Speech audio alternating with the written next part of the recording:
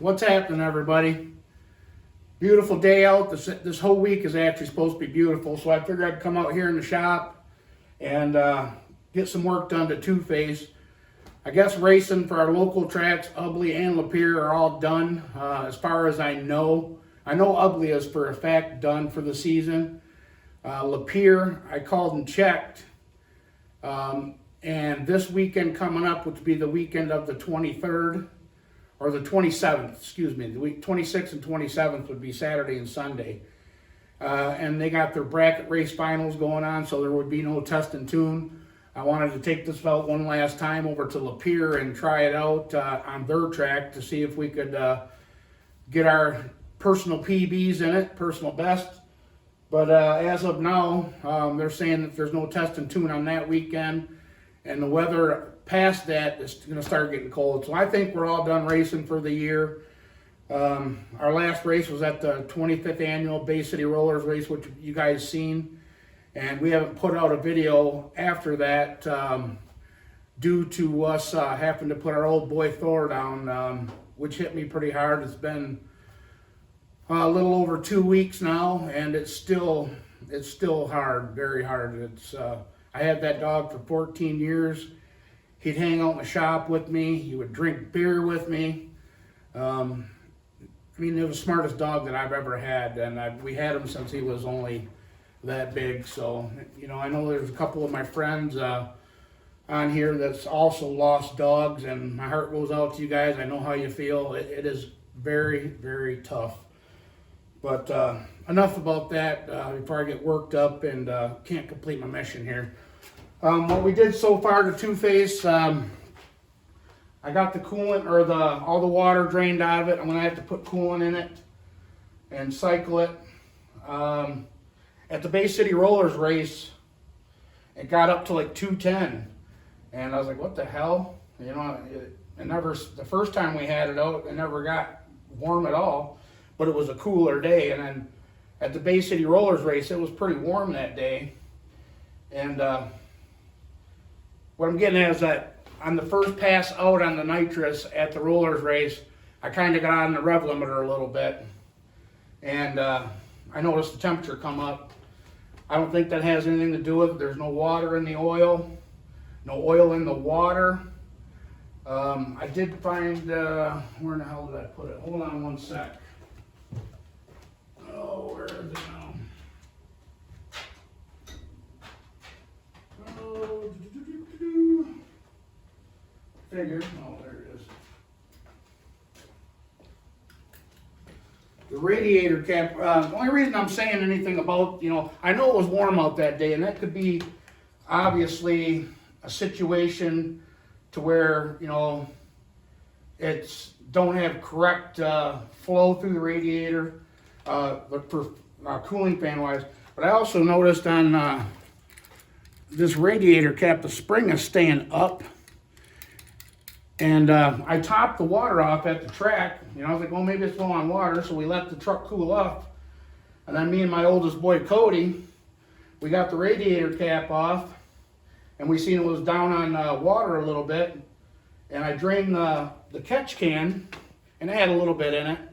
So we topped the radiator back off, and we did 2 more runs with it that day, or 1 more run, which was our personal best, and then it got back up to the 200, 210 time I got back to my pit.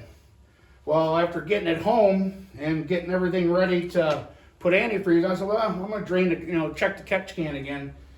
And I pulled the pit cock on the catch can, and it was almost full. And I'm like, what the F? You know, why is there water already in the catch can from 1 run? So, needless to say, you guys can see here, I think the water was just going right past the cap. I think this cap's junk. Like I said, I fired it up, and I don't see any oil in the coolant or any coolant in the oil. There's nothing in the vacuum canister for the vacuum pump. I don't think it's hurt. You know, at first I'm thinking, hopefully I didn't get a head gasket by getting on the rev limiter or, on the spray. which can happen. You can nip a head gasket. So to be safe, what I'm basically getting, I'm going to pressurize after I get the coolant in it. I'm going to dump a gallon of 50-50 in it and fire it up, get it all circulated through the engine. That way I know the engine's safe for this winter. And then I'm going to go and get Tony's pressure tester, and then I'm going to pump it up to 20 pounds, 25 pounds, whatever, and make sure everything's good. Make sure we didn't nip the head gasket, which I doubt. Let me get you off the tripod here. Another thing I noticed on here, which would be an issue, this fan, I don't know what kind it is or what have you. As you guys can see here, I took the front bumper off. I'm going to take the grill off it. We got the fiberglass bumper sitting up here for now. Just a couple bolts each side holds it on. And we're going to take 2 bolts here, one here on each side. And I believe there might be one lower. I haven't checked yet. But anyway, what I'm getting at, I want to get the grill out of the way, and I'm going to measure, because this fan is just, it's floating around. I mean, I can move it back and forth. It ain't even tied down in there. It's basically sitting in there. So in my eyes, that's deemed useless. It is a pusher fan, and I'm trying to figure out a way that I can get like a Durrell or Durali, whatever you want to call them. But on this setup, how they got the aluminum tubes TIG welded. Let me bring you out a little bit. How they got the aluminum tubes TIG welded. There's not a lot of space, and I'm going to move the transcooler to the front side where it should be. But another problem is down there, you can see on the crank trigger snout, they got the little snout there. You got one belt running the alternator, one for the vacuum pump, and then one for the water pump, so 3 belts. I think they never put electric water pump on here due to clearance issues. And it's going to be kind of hard. I thought about cutting the core support out and moving everything back, but with this being, I could get a longer hose here. That ain't the issue. It's down here. As you guys can see, the way they got that TIG welded and bent and then coming around. Well, Schneidertron was here, and he said, well, your boy TIG welds. You can just cut this tube, like right underneath that belt, cut it, slide the radiator back, and, add a piece there and re-TIG weld it. Well, the problem with that is, as you guys can see right there, that's the drain for the radiator. They TIG welded it right into the hose, and it's right at the spot where we would need to cut.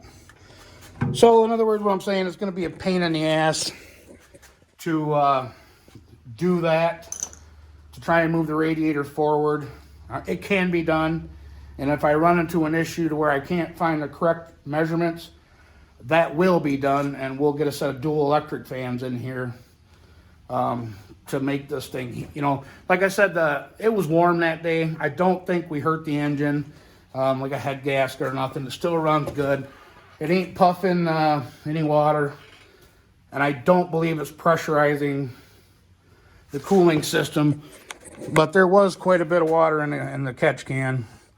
But I believe at high RPMs, see that gap right there in the bottom of that? It's like the spring is junk, and it's not holding, so it's letting the water just bypass. At high RPM, it's just flowing right through into there, is my belief.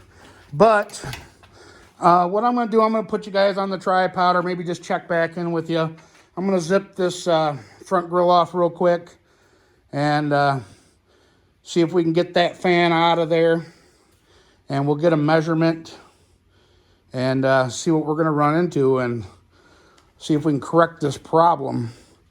And like I said, I got to get some antifreeze in it. We just got straight water that we drained out. So winter maintenance about to begin.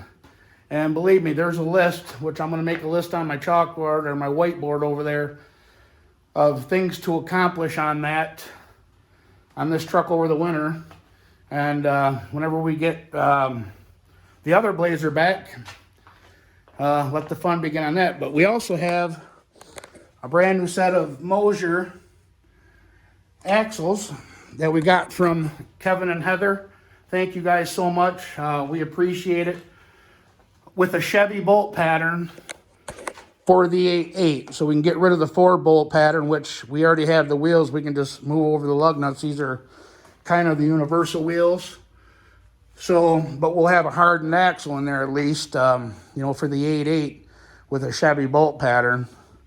So that'll make me feel good. I mean, these are 31 spline, but they're still a stock axle. And I was talking to a gentleman, one of my buddies, Nick Dior, about cutting housing tubes off at the end of the housing and welding on the correct ends to put C-clip eliminators in here. So that would be a big plan. But enough rambling. Let me get this goddamn grill out of here and I'll bring you guys back. All right, we got the front grill off. Now she's no face. But I already see an issue too, now that I got everything out of the way. See the red wire? Ground. This is actually a puller fan they're trying to use as a pusher fan. And some fans are universal, but as you guys can see, I don't know how well you can see on camera, these blades, they got an angle to them. And I just turned the switch on to see which way this fan was rotating, and it's going counterclockwise. And the blades, I don't know if I can get you in there good. Let me see. Get you on that. See that way that the top's out and the fan blade's in? This fan needs to spin clockwise in order to be correct. So they have that backwards. Obviously, red's power, black's ground. So they're doing it. They're trying to use a puller fan as a pusher fan, and that's a big issue right there. Like I said, I've never ran this truck in the heat, and it was hot that day. I keep saying it over and over. So with it being that hot, is why it probably got up to 200 degrees. And the first time we had it out, the high, you guys remember the first test and tune that we went to with the truck, the first time we had it out, I think the high was only 60 degrees. And we never had an issue. You know, we get up into 80 degree issue, waiting in the staging lanes, doing your burnout, blah, blah, blah. Getting your ticket at the end of the track, and the end of the ugly race track is pretty rough, so you got to go slow. Yeah, I can see why it creeped up, and that's definitely an issue. So that's one thing we're going to have to address. We're going to have to get a pusher fan on the inside of here, and I don't even know how they got the, I mean, it's just floating in here. Come on, guys. So what I'm going to do, my game plan here, and another thing I'm going to switch up that I was just in here noticing. Let me get my light back over here. Another thing I want to address, you know, there's a lot of things I'm going to go through and make my own on this truck. I'm not knocking, you know, my brother-in-law at all. But there's just things that I would have did different. You know, for instance, like the fuel hose that runs for your nitrous. You got a header tube right there. And you got your fuel line running right next to it. And we got some heat. Well, why not run that under the engine plate, motor plate, whatever, and run it on this side right up here to here. There's nowhere near the header then. You're saving that all kinds of heat. So I'm going to do that because there's all kinds of room to run there. Plenty of room to run in between there. We'll run it down next to the radiator hose outlet, and it won't be nowhere near the header. Just, you know, little nitpicky stuff. I guess you can say I'm nitpicking. Some people, if it works, if it ain't broke, don't fix it type deal. Well, it works. It's not broke. I mean, it works great. It's just, I guess, my OCD of keeping, you know, the way I would run things. That's basically what I'm getting at. So what I'm going to do, I'm going to unhook it, and I'm going to bring it up through the bottom and rehook it up. Keep it away from the header. Done deal. Another thing we're going to do this winter, I told you before, we're going to switch over to the 7AL3 black box. That way I could use the start retard pill. They actually come with pills.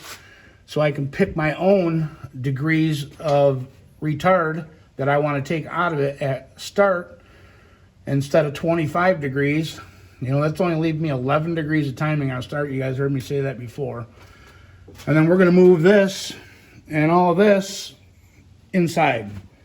I'm going to make a plate that actually bolts to the, we already have pedestals here from where the seat was sitting.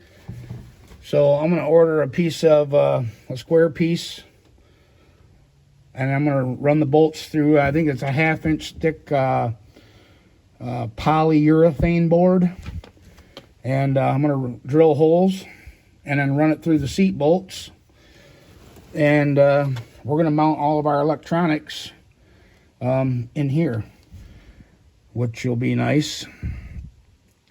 Oh shit. Got my battery disconnect still on. So I just tested the fan to make sure it was spinning. And it is running, the fan's running backwards.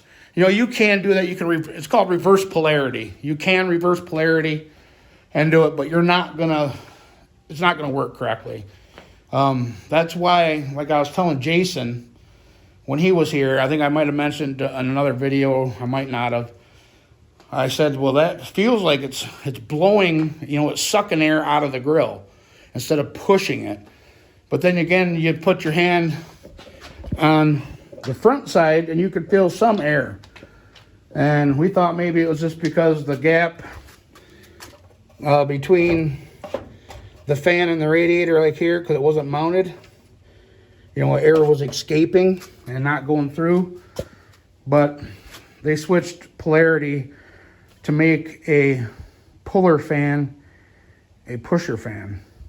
Actually, you know, the way that's set up, the way them fan blades are, I wonder if I just switched that over, if it would actually push. I'm going to try that. See if I can switch this around and try this out for a second. I'm going to try that out, guys, to see if it'll actually push air right. Needless to say, I'm going to get rid of this fan. The tabs are broke off here, or they're missing. One or two looks like they just slide in. Yeah, they just slide in. But I don't know what this fan is. You know, I don't even know why I'm wasting my time, actually, to tell you the truth. I want a good CFM fan, a pusher fan that's actually going to work, or if we can make something work. I'd really like to get dual pullers on the inside and move that transcooler to the back side of the radiator, like I said. But let me try something real quick and I'll bring you guys right back. All right. Suspicion confirmed. Power wire. Ground. Yeah. Bring you guys back out a little bit. Can I do this one hand?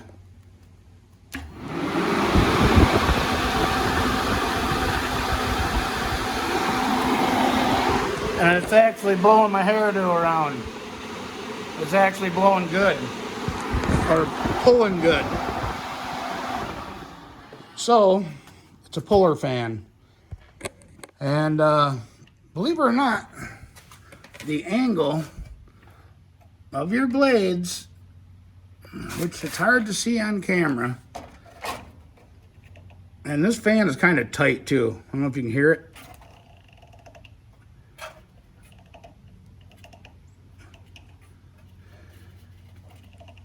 It's like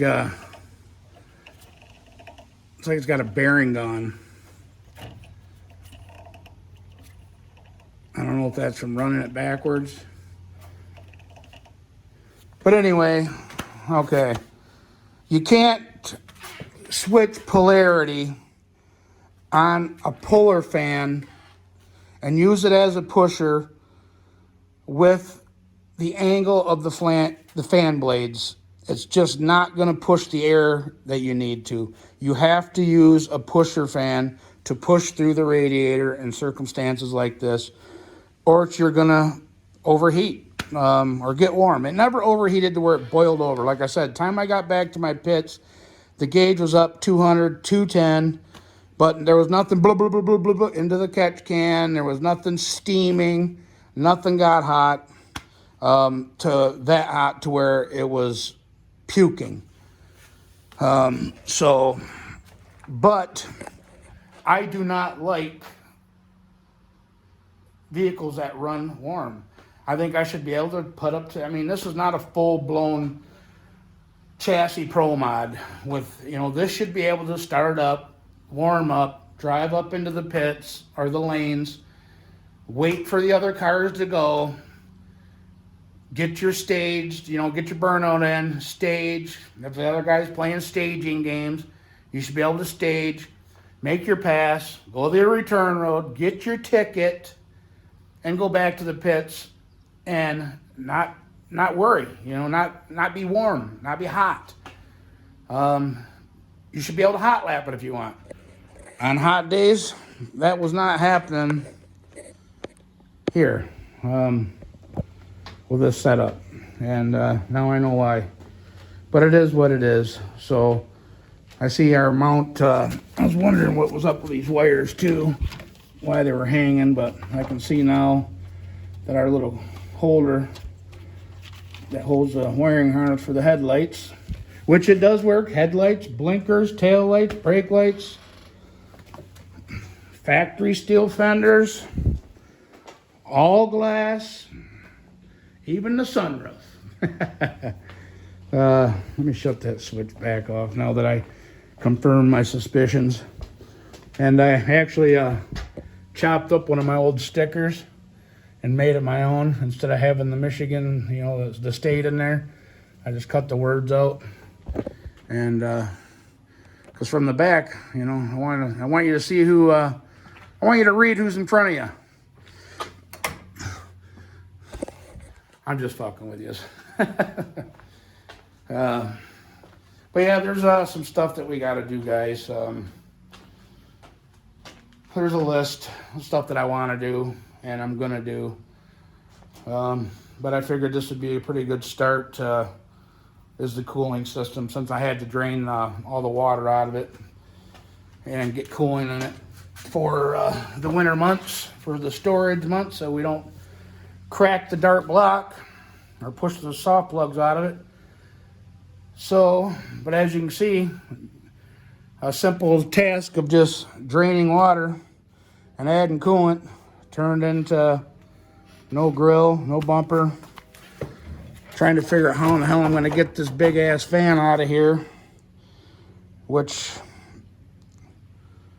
I'm thinking I could probably just take the bolts, and you can't, the radiator ain't going to move too much. It's pretty much, with that aluminum tubes in there, it's pretty much stationary. You ain't got much wiggle room with them little short hoses. And I mean, I like the setup, you know, less chance of blowing a hose and wrecking your day at 140. How fast did we go? We've been 144 in it, so you know, you get water underneath the tires at 144, you're going for a ride. So, but let me see if I can get this fan out of here, and we'll get a measurement, and we'll see what we're gonna have to do. Definitely we're gonna have to get a pusher. So, all right, we got it off of there. As you guys can see now, the difference in the butt. They had a little clip here So this is a universal fan. Yeah, I just cut myself on that sharp sucker. You can take the blade, take it off, flip it over,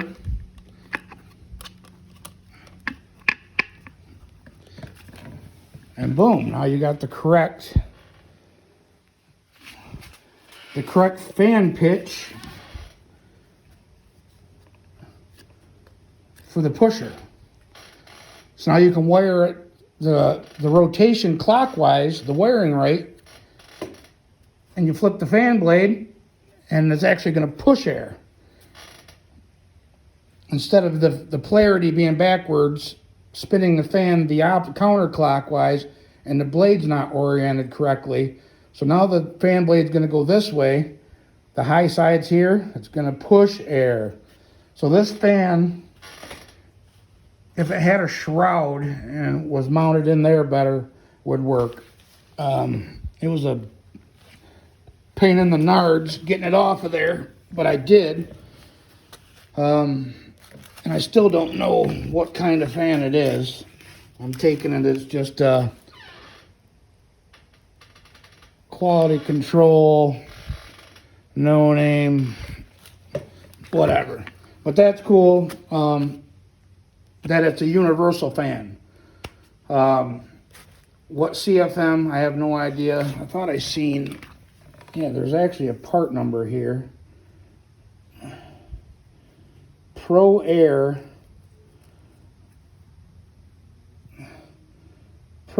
part number 30207. So I'm going to do some digging and see what CFM this fan is. I mean, if all else fails, I could save myself some money. Maybe find a couple more mounting tabs to slide into the grooves, because it ain't broke, and mount it correctly to where it's pushing. Myself, what the measurements I'm after, guys, I want to get what was that, 20. It's kind of hard to do holding the camera, holding the camera and trying to do all this stuff. But we were at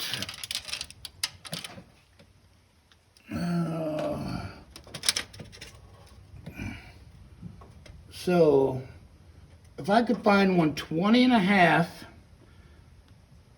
so two 10-inch fans, 20 and a half wide, and I can't do it with holding the phone, but I think I was 16 inches from top to bottom, the height, with a shroud. If I can find the measurement, so 15 and a half by 20 would be perfect. 15 and a half by 20. And with a shroud, that way no air escapes. Dual, like dual 10-inch fans. I don't think they make them any smaller for Durrell or, yes, they're expensive. I think they were like, I did see, I kind of looked on Summit, and they do offer the two 10-inch fans with the shroud for like $317. But with the shroud, it's going to be too wide. And I think it was 17 and a quarter tall, which I only have 16 inches from the bottom of the core support here, which the radiator's still sunk in. I'd say a good quarter inch, maybe even a half inch down. And then we bottom out on the top plate here. So like I said, 16 inches would be tight for the height. So even if I could get a 15 and a half to cover up, the height, and then a 20 inch to cover up most of this surface area with a shroud, that would cool a whole bunch better. But I've tried the cheaper fans in the past that they just don't kick out the CFM that, a big cubic inch engine needs. So with that being said, I'm probably going to spend the money over the winter and get some nice cooling fans with a shroud. Even if I have to go with one big, what did I say? I got 20 and a half. If I can get a 20-inch fan, or an 18-inch fan with a shroud, one single fan, it's got to have a shroud. That way the air is blowing through the radiator and not going off the sides and out the bottom and out the top. It's actually pushing through the core of the radiator. That helps tremendously. So that's what we're going to do. If we're going to do what we have to do to correct this issue. So yeah, that was nice though that I actually found that this is a universal fan. So now that the fan blades flipped the correct way, I could wire the polarity to where it spins clockwise like it's supposed to, and the pitch of the fan blades are correct. That's going to push air. I mean, it was pushing before, but not hard because it was spinning the fan blades backwards. It was going like this, but obviously with the fan the other way, if that makes any sense. But anyways, guys, this is just going to be a short video. I just wanted to give you an update on what was going on and let you know about old Thor and that we're back at it out here. I'm going to start getting some stuff done to the old Two-Face here and be ready for next season. But like I said, there's going to be, on the next video, I'll have already a list made out on the whiteboard of what we're going to tackle. I want to go through and put a line lock on it. That way we're not burning up back brakes in the burnout box. There's just a whole mess of stuff to do. But I just wanted to give you guys an update video where we were at and what we were doing today. It's first day back out in the shop. Well, actually, I did come out a couple days ago. Me and Trevor, I cleaned the back room out, our back shop area here. Got everything.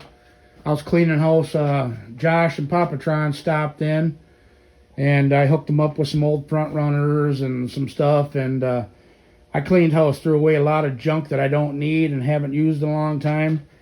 And I bought 2-face cord of red oak. So our fire situation, we're ready to burn. I got the old wood stove hooked back up and ready to go. But here it is. Today it's 70-something degrees.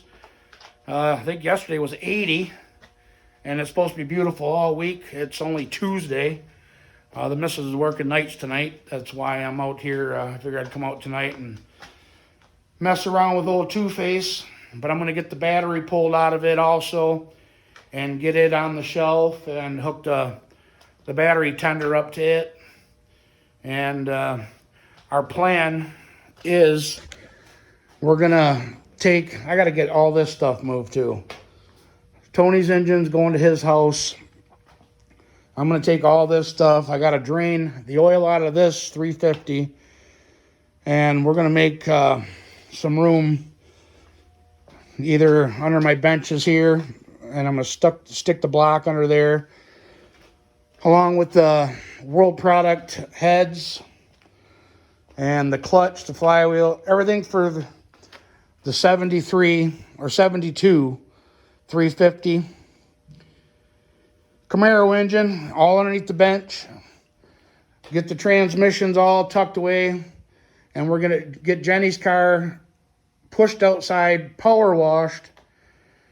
And we're going to put Two-Face on the casters, spin it around, and put it over in the corner against the wall.